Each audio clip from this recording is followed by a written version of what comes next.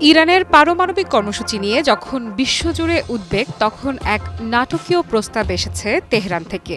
এই প্রস্তাব শুধু কূটনৈতিক নয়, বরং মধ্যপ্রাচ্যের শক্তির ভারসাম্যকেও আমূল নাড়িয়ে দিতে পারে। ইরান, সৌদি আরব এবং সংযুক্ত আরব আমিরাত, এই তিনটি দেশের মধ্যে পারমাণবিক ইউরেনিয়াম সমৃদ্ধকরণের একটি কনসোর্টিয়াম গঠনের কথা ভাবছে তেহরান। প্রস্তাবটি যদি বাস্তবায়ন হয়, তাহলে এটি হবে একটি যুগান্তকারী পদক্ষেপ। কারণ এটি শুধু ইরানের পক্ষে যুক্তরাষ্ট্রের চাপ মোকাবেলা করার কৌশল নয়, বরং এর মাধ্যমে প্রতিবেশী উপসাগরীয় রাষ্ট্রগুলোকেও পারমাণবিক প্রক্রিয়ায় অংশীদার করে তোলা হবে। তেহরানের দৃষ্টিতে এটি একটি ছাড়, কারণ তারা তাদের পারমাণবিক কর্মসূচি প্রযুক্তিগত জ্ঞান ভাগাভাগি করার প্রস্তাব দিচ্ছে, যা স্বাভাবিকভাবেই একটি গোপনীয় এবং কৌশলগত সম্পদ। ইরান চায় এই যৌথ উদ্যোগের মাধ্যমে উপসাগরীয় দেশগুলোও যেন পারমাণবিক কর্মসূচির দায়িত্বের অংশীদার হয়। ফলে ভবিষ্যতে কোনো সন্দেহ বা একতরফা অভিযোগ এলে শুধু ইরান নয়, এই অংশীদার দেশগুলোকেও এর ব্যাখ্যা দিতে হবে।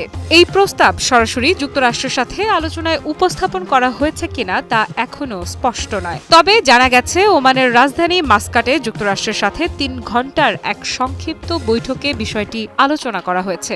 এরপর ইরানের পররাষ্ট্রমন্ত্রী আব্বাস আরাকচি দুবাইয়ে গিয়ে আমিরাতের পররাষ্ট্রমন্ত্রী শেখ আবদুল্লাহ বিন জায়েদ আল নাহিয়ানের সঙ্গে বৈঠক করেন।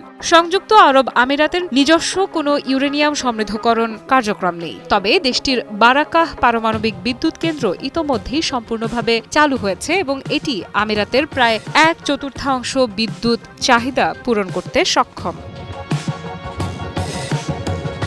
ইরান বলছে, এই কনসোর্টিয়াম হলে ইউরেনিয়াম সমৃদ্ধকরণের মাত্রা ৩.67% মধ্যে সীমাবদ্ধ থাকবে, যা ছিল 2015 সালের ঐতিহাসিক চুক্তির শর্ত অনুযায়ী। সেই চুক্তি থেকে যুক্তরাষ্ট্র 2018 সালে ডোনাল্ড ট্রাম্পের একতরফা সিদ্ধান্তে সরে আসে। তবে আজকের প্রেক্ষাপটে যুক্তরাষ্ট্র চাইছে ইরান সম্পূর্ণভাবে তার সমৃদ্ধকরণ কার্যক্রম বন্ধ করুক এবং সকল পারমাণবিক স্থাপনা ভেঙে ফেলুক। কিন্তু বাস্তবতা হলো, ওয়াশিংটন নিজেই অভ্যন্তরীণ বিভক্তির মধ্য দিয়ে যাচ্ছে। ট্রাম্প একদিকে যেমন কঠোর, অন্যদিকে তিনি আবার ইরানের গম্ভীরতার প্রশংসাও করেছেন।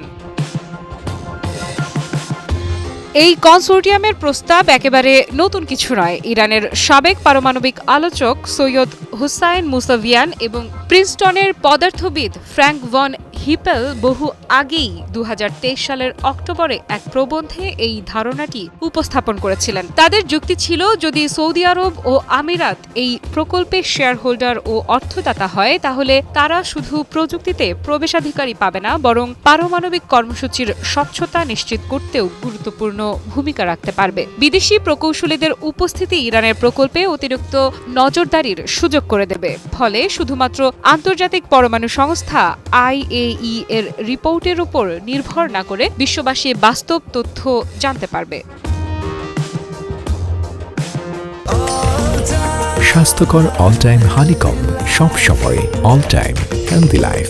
ইরানের বর্তমান ইউরেনিয়াম সমৃদ্ধকরণের মাত্রা 60%, যা 2015 সালের সীমার চেয়ে অনেক বেশি এবং অস্ত্র তৈরির জন্য প্রয়োজনীয় 90% মাত্রার থেকে এক ধাপ নিচে। যুক্তরাষ্ট্রের বর্তমান পররাষ্ট্রমন্ত্রী মার্কো রুবিও স্পষ্টভাবে জানিয়েছেন, এই মাত্রা বেসামরিক উদ্দেশ্যের চেয়ে অনেক বেশি। তবে ইরান আবারও বলছে, আমরা কিছু সীমাবদ্ধতা মেনে নিতে পারি যদি তাতে পারস্পরিক সম্মান বজায় থাকে। ইরানের উপ পররাষ্ট্রমন্ত্রী মাজিদ তাগত রাভানজি বক্তব্য দিয়ে পরিস্থিতিকে কিছুটা নরম করেছেন। অন্যদিকে ওমানের পররাষ্ট্রমন্ত্রী বাদর আল বুসাইদি বলেন, কিছু গুরুত্বপূর্ণ ও মৌলিক প্রস্তাব আলোচনায় এসেছে, যেগুলো সম্মানজনক সমাধানের আশা জাগায়। তার এই মন্তব্য অনেকেই ইরানের প্রস্তাবের দিকে ইঙ্গিত বলে মনে করেছেন। এই মুহূর্তে বিশ্বের দৃষ্টি মধ্যপ্রাচ্যের এই সম্ভাব্য পারমাণবিক জোটের দিকে। যদি এটি বাস্তবায়িত হয়, তবে কেবল ইরানের জন্যই নয়, উপসাগরীয় অঞ্চলের জ্বালানি ভবিষ্যতের দিক পরিবর্তন হয়ে যেতে পারে। আর পশ্চিমা বিশ্বের জন্য এটি হবে এক নতুন কূটনৈতিক চ্যালেঞ্জ। আফরিদা ইফরাত, নিউজ 24।